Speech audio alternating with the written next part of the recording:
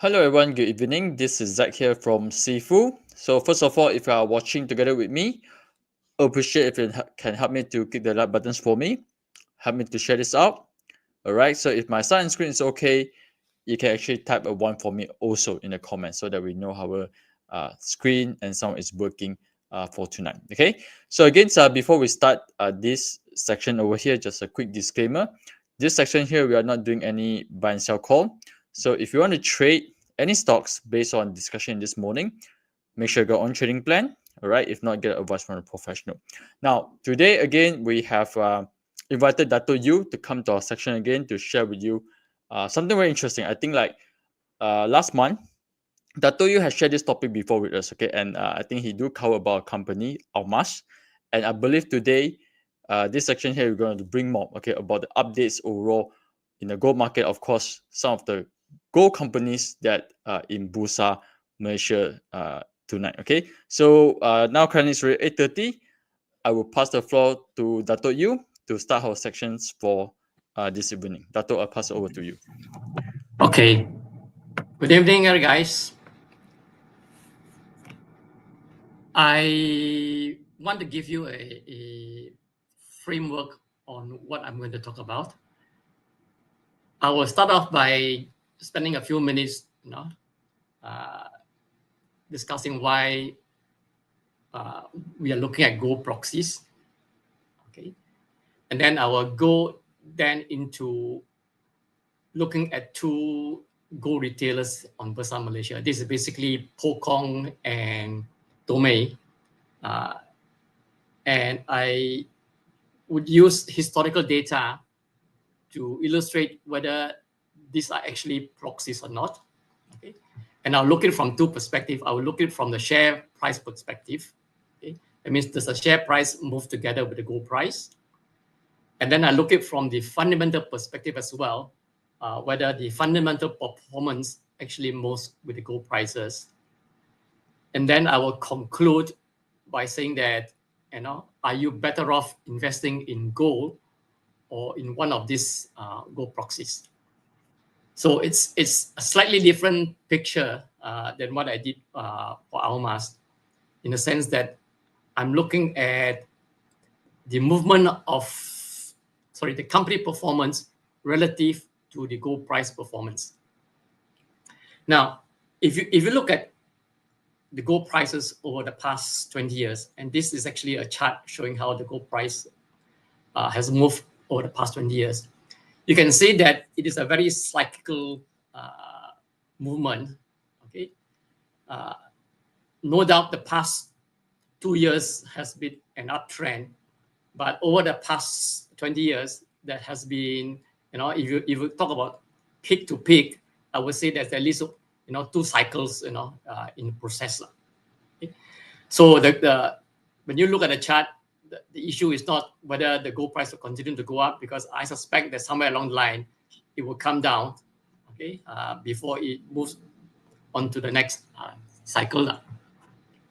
So when you look at gold price movements, this is how the longer term trend is. Of course, over the long term, there is a price appreciation.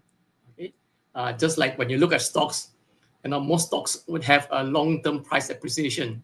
Okay, so the gold and stocks are not really different in terms of the long-term trends.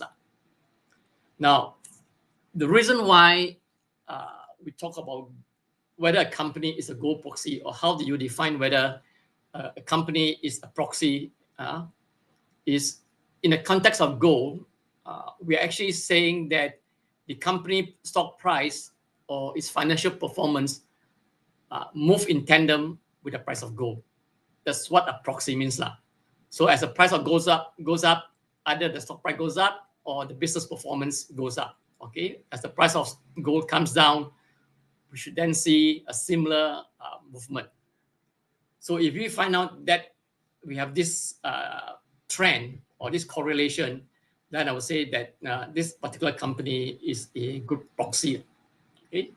Now, so when you invest in a gold proxy, you are actually investing in a company where gold is one of the factors of production. Okay, that's the main reason why the company performance or the stock price moves in tandem with the gold price now, because gold is then closely associated with the business of the company. Now, why do you want to invest in a gold proxy then rather than in the gold price, okay, or in gold itself? Well, the belief is that the proxy has a multiplier effect.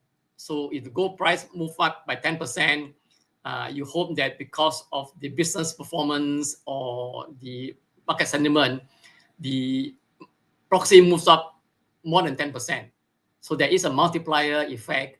And the idea was that because of this multiplier effect, you can make more money investing in this proxy than investing in gold. Of course, on the opposite side, if the gold price drops, then you expect the stock price or the business performance to drop much more, okay, because of this multiplier effect now. Now, from a company perspective, the extent of the multiplier, of course, depends on the extent gold is used in the business. So for gold mining stocks, for example, the basic output is gold, okay? But on top of that, you have labor costs, you got your capital costs, you got your utilities and so on, okay? And when it comes to people like Pokong, for example, the big part of Pokong's raw material is gold, okay? For Tomei has gold and also silver and non-gold, what I call non-gold jewelry, such as diamonds. So the impact will be different depending on the proportion of gold in what I call the factors of production. But more important, the business also depends on management. So if you have two companies with the same proportion of gold as raw material, for example, then whether one makes more money or one makes less money will then depends on management. So the multiplier effect is not straightforward. It actually goes back to the business fundamentals now, and it depends on how the management drives the business strategy. Okay, so that's the reason why I'm looking at gold. Okay, sorry, at Pokong and Tomei, because I believe that because of the gold used to make the jewels that they sell, okay, their performance would then be affected by gold prices. Okay. Now to look at it, okay, I'm going to look at it from two perspectives. As I said earlier, let's look at price movements. Okay, how have their stock prices moved in tandem with gold prices? And I would like to offer two analyses. One is to look at long-term price movement, and the other one is, of course, look at what I call shorter-term price movement. Okay, so to give an example, this is looking at the price movement over the past 18 years from 2017 to 2021. Okay, where basically, if I look at the gold price at the end of this year, I also look at the stock price of each company. So the green line is the Tomei stock price at the end of this year, and the reddish line here, the orange line here, okay, the dark brown line actually is the Pokong stock price at the end of this year. So you can see basically this is how their stock prices move. So the year-end stock prices move with the year-end gold prices. Now, there are various techniques to see whether the movements are linked. And one of the statistical techniques that people use is thing called correlation. So we look at how the annual prices correlate with the annual stock prices. And when you look at the two companies, okay, and I did the correlation analysis, okay, for Pokong and Tomei. For those of you who are not too familiar with statistics, okay, the percentage here, okay, the 56% here means that there are 56% correlation. And the way you interpret it is that the square of the correlation explains the movement. So for example, look at domain, 70%. What it means is that the square of 70% is about 40, 7 times 7 is 49. That means about half of the domain's stock price can be explained by the movement of gold prices. Now, in the case of Pokong, 56 times 56, okay, is about 30%. So what it means is that 30% of Pokong stock price movement can be explained by the gold price movement. Okay, so this is what the correlation means now. Now, the normal practice is that if you don't have a correlation of more than 70%, okay, I would consider it not a strong correlation. So if I get more than 75% or 80%, I consider the correlation very strong. Something like 40 to 70%, like what you see here, I would consider it as weak correlation. And anything less than 40%, it is just noise. Okay, so when you look at the annual stock prices and the annual growth prices, you can see that, yes, there is a weak correlation between the Pokong stock prices and the Tomei stock prices. Of course, Tomei has a better correlation than Pokong when you look at the numbers. So that's looking at it from one perspective. Now, the other perspective is that instead of looking at the annual prices, I look at the price changes every 10 days from 2019 to 2024. Now, if you remember the gold price chart that I show you, okay, 2019 to 2024 is about the time, okay, that the gold price came down a bit and then going up for the past 2 years. So 2023 and 2024 has been an uptrend in the gold prices. And what I've done is that the blue line shows the gold price movement every 10 days, okay, relative to the 2019 price. Okay, the dark brown or the line shows the stock price of Pokong every 10 days relative to the January 2019 price. And of course, the green line is the Tomei price. Okay, so you can see that as the gold price changes every 10 days, there are changes in the stock price. Okay, and when I did the correlation, that means the 10 days correlation, you find out that both Pokong, okay, and Tomei, in terms of the correlation, have a very strong correlation, okay, between gold. Okay, now I look at 2 periods. One is just looking at 2019 to 2024. That means over the past, during this period, okay, what was the correlation? And then I look at the past 2 years because I know the gold price was going up. So I wanted to find out the correlation. And you find out that from a pure statistical perspective, there are not much difference, whether you look at a 2-year period or you look at a 5-year period. Okay, but the findings suggest that the shorter period, okay, the gold price movement in the shorter period actually affects Pokong's and Tomei's stock price movement. Okay, when Zach does the technical analysis afterwards, okay, I'm not sure whether he has done a technical analysis on gold price. It'll be very interesting to see, you know, how you actually interpret this when you do your technical analysis. Okay, but to sum it up, okay, these are the correlations, okay, for Pokong, okay, and Tomei. Okay, the purple bar, okay, represents the long-term correlation. That means over the past 18 years, the annual price change. The gray bar represents the price change every 10 years. And you can see that for both companies, okay, there is better short-term correlation than long-term correlation. Okay, and of course, Tomei has slightly better correlation than Pokong. But when you look at it based on this bar chart, if I wouldn't say that the difference between Tomei or Pokong is statistically significant in terms of the correlation.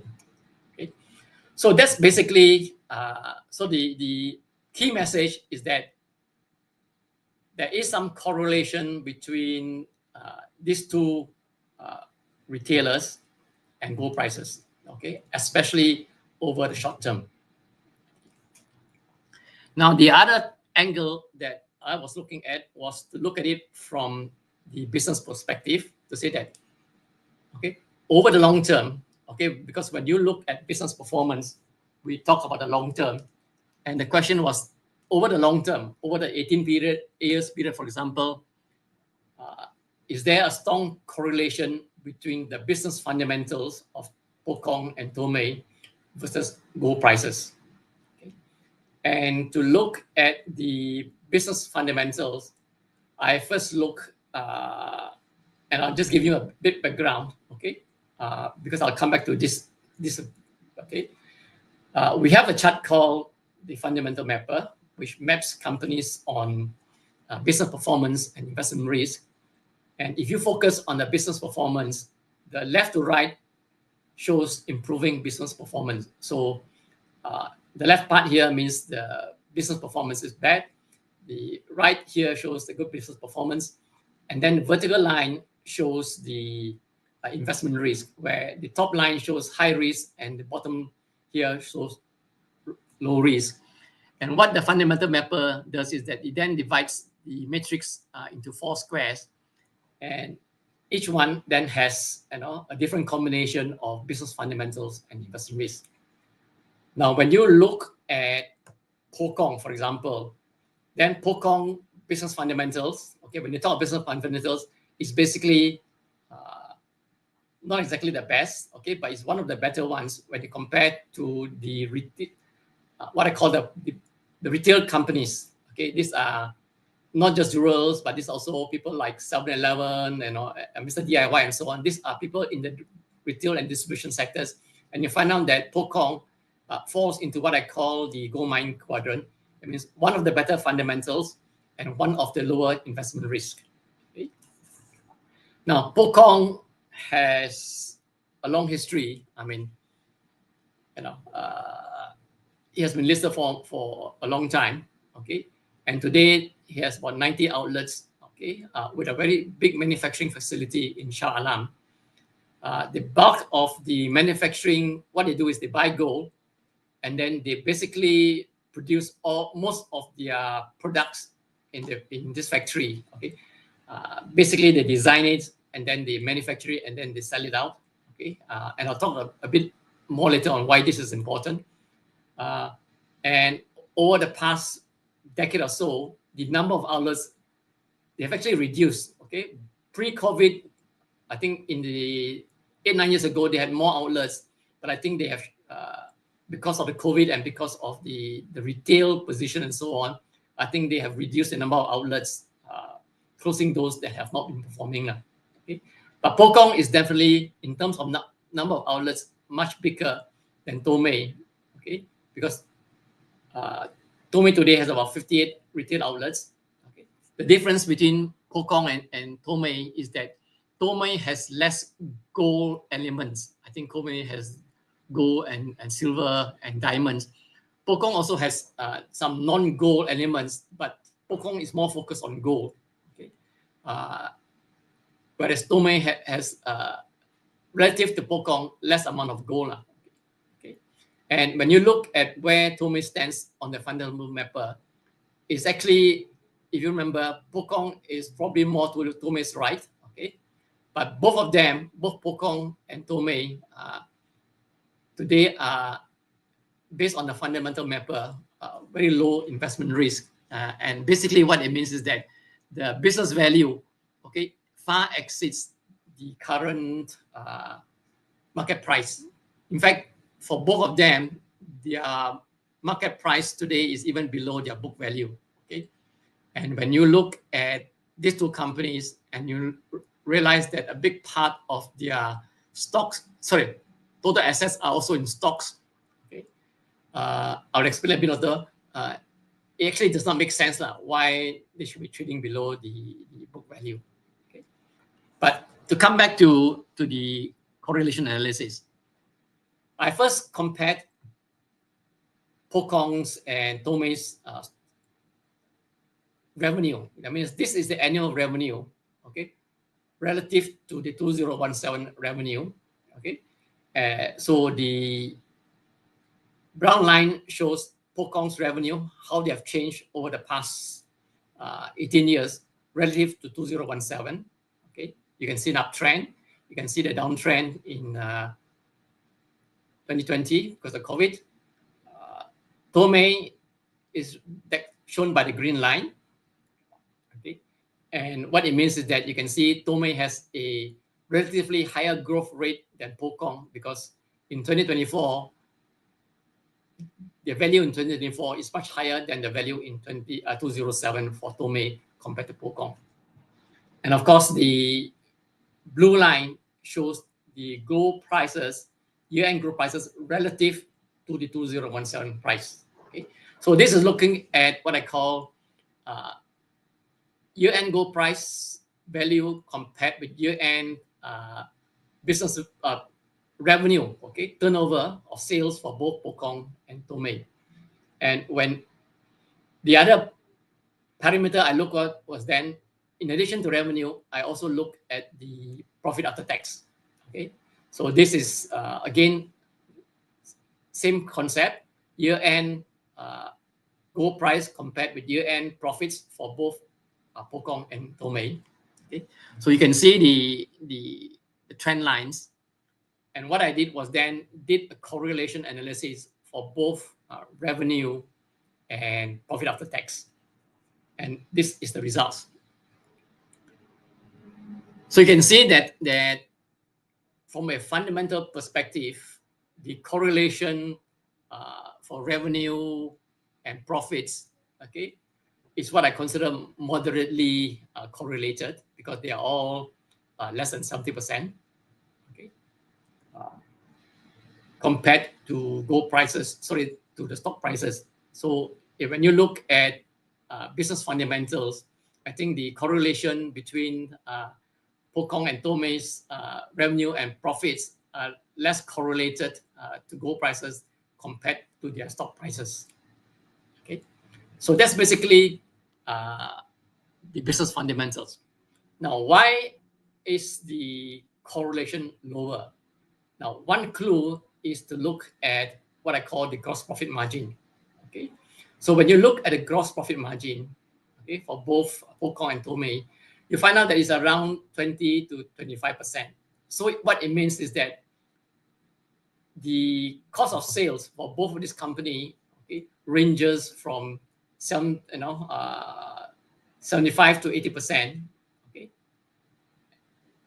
and between the cost of sales, okay, if you are familiar with what constitutes cost of sales, inside of cost of sales, you have raw materials, which is either, in this case, mainly gold. You have labor costs, okay, and labor costs is not just the factory workers, it's also the designers who goes in and design the gold pieces.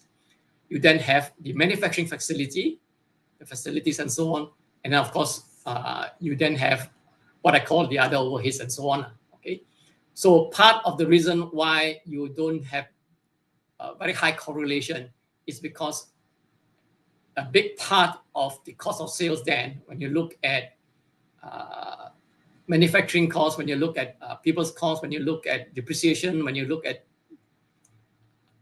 utilities and so on, the gold portion of the cost of sales is probably not as significant as what we first thought. Now, the reason I say that is because you remember what I said earlier, that whether there's a strong correlation or not, okay, based on fundamentals, depends on the proportion of gold, okay, in the factors of production.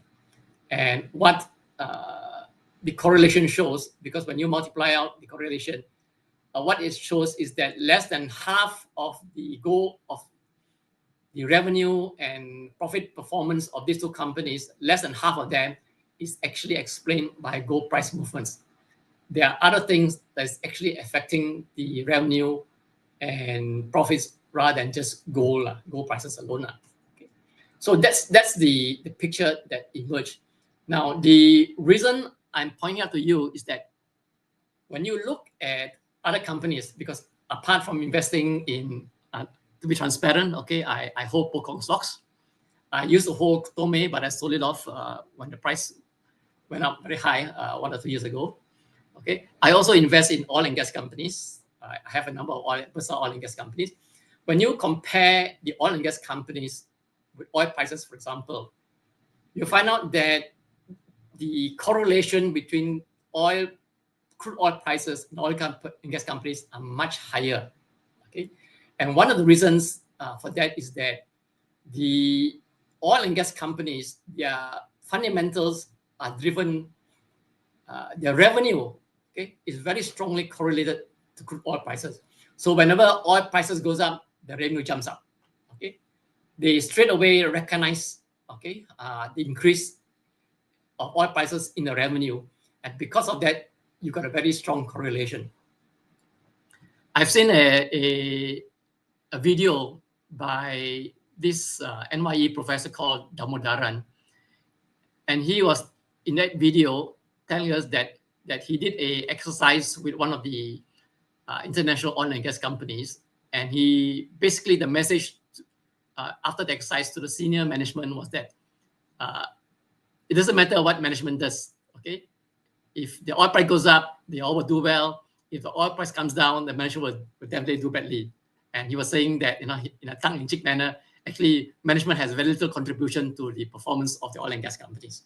It is all driven by oil prices.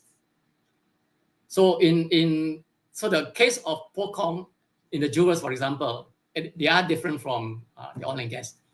Now, the other group of companies that I invest in is I also invest in steel companies. So I have at the moment a few steel companies on Bursa that I invest in, and the steel producers, they also have a strong correlation with steel prices.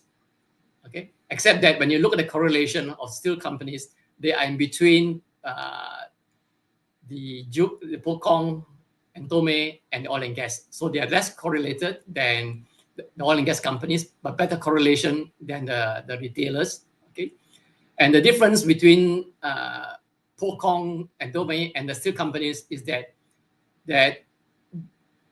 when there are changes in steel prices, for example, the impact is both on the revenue and the cost of sales.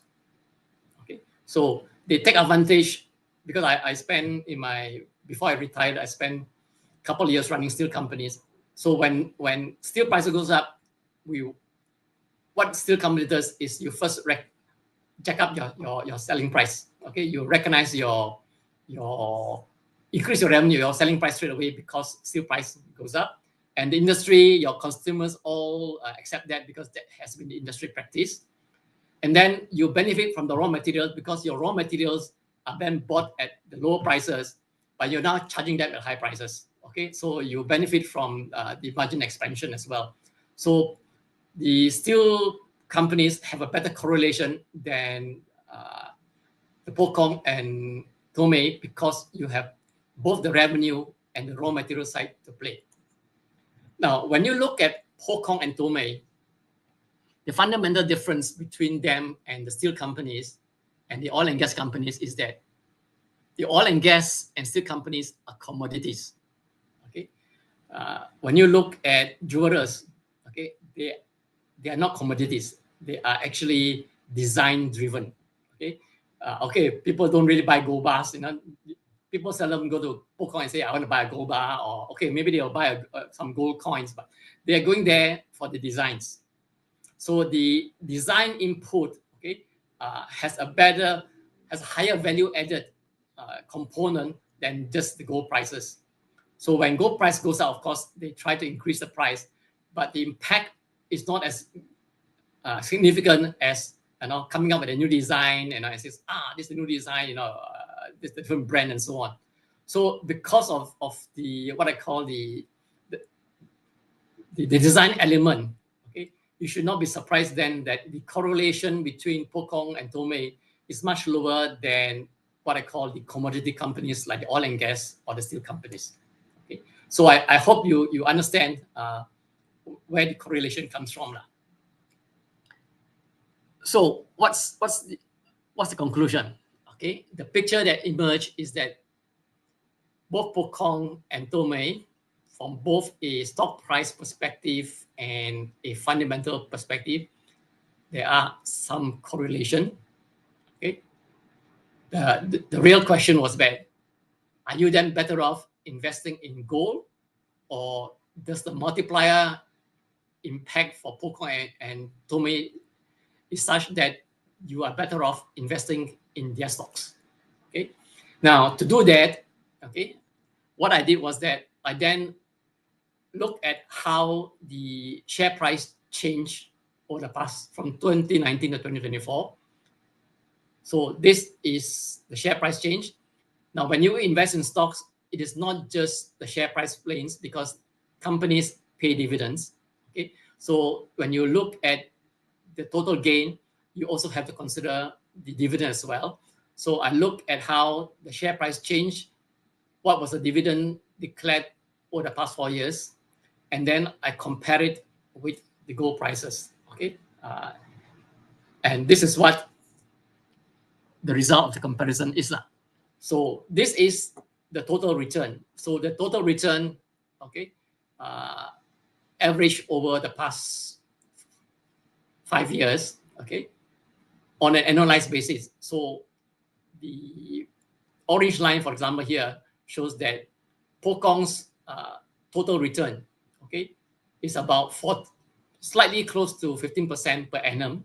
Okay, this is basically, that means if you bought the Pokong in 2019 and held it on to 2024, okay, every year from both the stock price changes and the dividends, you get about 14% return. For Tomei, you get almost more than 20% compounded annual return. Compared to gold, because gold does not have dividend, the only benefit you have from gold is the changes in price. So when you buy and you sell, that's your gain from gold. It is the price change. Your gold price change from 2019 to 2024 is about close to 12% per annum. So when you look at it, the picture that emerges is that, hey, when you look at both total return perspective, you are better off, investing in the gold proxy than gold itself. Okay. Now this is another picture, okay, of the business returns.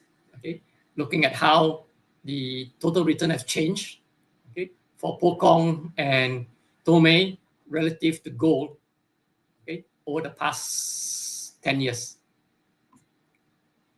Okay,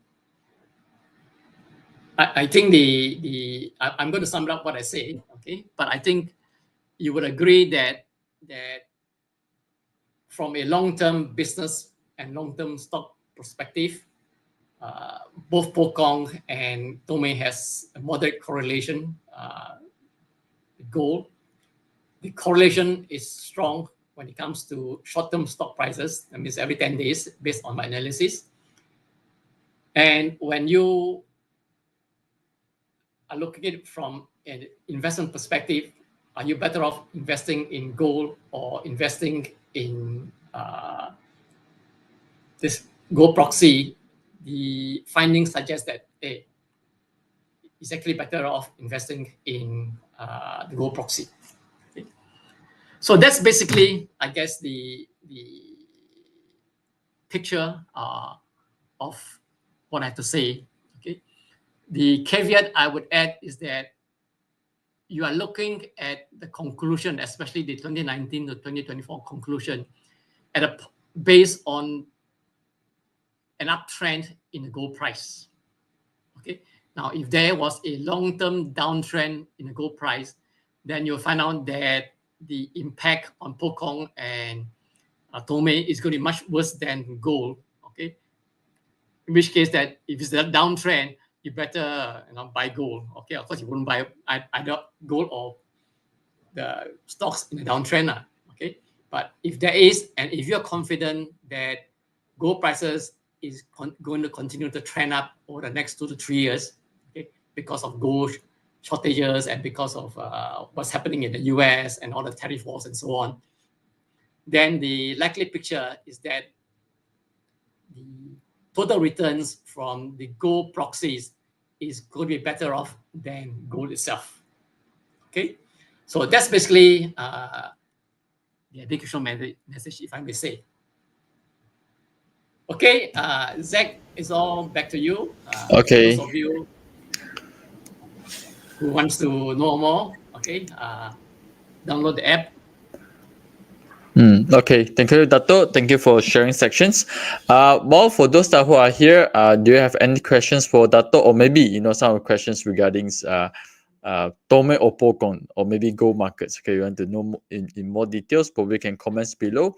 Okay, before we end our section, probably we will probably I share my screen here, and I will share some of the so-called charts, okay, that we can spot, okay, from Pokon or Tome, since today with our attention into these two companies over here. So hopefully my screen is okay. Hopefully able to see my screen. So this is actually the overall Pokon chart. Okay, now probably we look into the weekly chart over here. So weekly charts, definitely they're actually in this so-called uptrending movement, but it looks like currently they are a bit of so-called sideways after hitting this resistance. Okay, so this is around 1 ringgit and 10 cents area. Okay, so this is the area that I think probably it will take a little bit of time for Pokong to break further. Okay, or maybe following the gold prices currently. But overall, that I think they are in a very nice trend. Okay, probably the good area, or maybe so-called the lowest area, okay, for us to focus is around 97 cents area, which is the so-called the potential support area. Okay, again, we are not doing any buy and sell call over here. Just want to share with you the overall directions of the markets overall. Okay, including the companies of like Poco and Tome.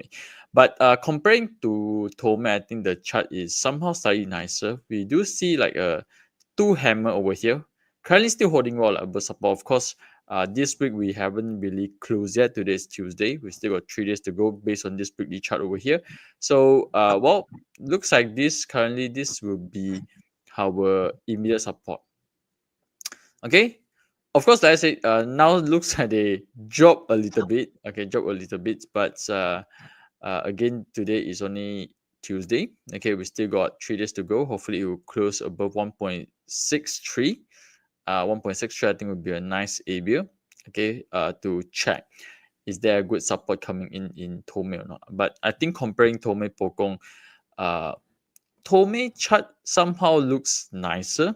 Okay, and hopefully they can actually break above this so-called short-term downtrend line over here. Sorry, the weekly downtrend line over here, and we'll see some momentum coming in, and hopefully they will retest this main resistance at 2.1. All right, so this is based on weekly charts and the overall directions for Pokong and Tome. All right, so okay, do let us know if you got any questions so that we can probably helps to answer, okay, from our side over here by Dato or myself. Okay, if not, we will see you in the upcoming section. So Dato, we'll have another section in another 2 weeks from now. Yep. Okay, After so Raya holidays, yeah. yeah, because next week is already Raya. So okay, exactly after the Raya week, okay, we'll back again together with Dato, and of course bring you some of the interesting topic. Okay, hopefully some of the sectors that's is interesting, okay, or maybe trending. We will ask Dato to help us to cover it so that we can be prepared, okay, on the next movement. So with this, thank you everyone for joining us. Thank you, Dato, and we'll see you in the next sections. All right, thank you. Okay, thank you, Dato.